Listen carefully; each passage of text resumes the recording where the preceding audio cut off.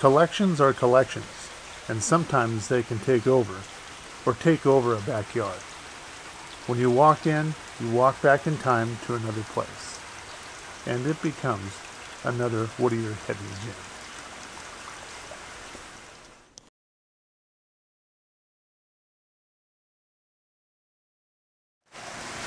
Hi, I'm Eugene Aguirre, and I'm here today to show you one of the hidden gems in Whittier.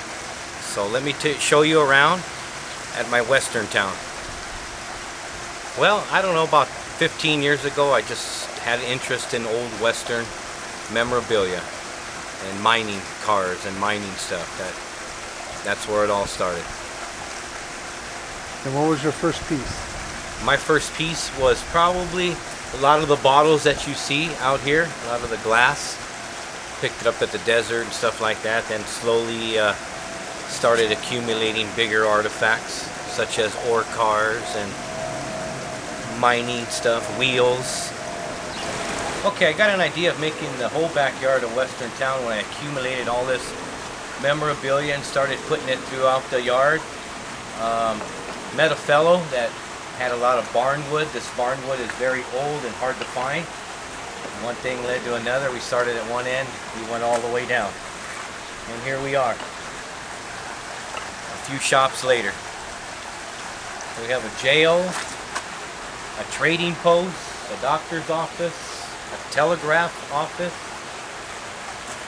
We have a calico mining town, an assayer's office where you can come sell your gold, a gunsmith, a barber shop, and let's not forget we have the Silverado Hotel over there. I usually accumulate 4 or 5 estate sales or stuff and pile it, then I distribute it where I think it's needed. It'll sit for a little while, then I start implementing it all into place. Here's our mule pack. This went on the mule's back, carried all the supplies for the miners to go into the mining shacks or the mining caverns, the caves, to get all that gold out. Well, if this thing could tell stories, who knows what it carried.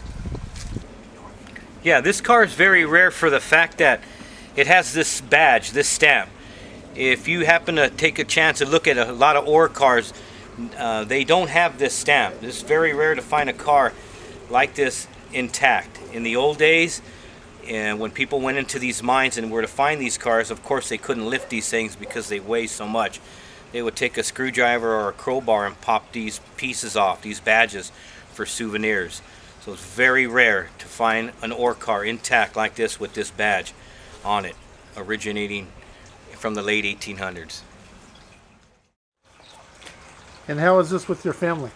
Oh, my family loves it. They get a kick out of it just as much as I do. They're always curious on when I go yard sales what I'm coming home with.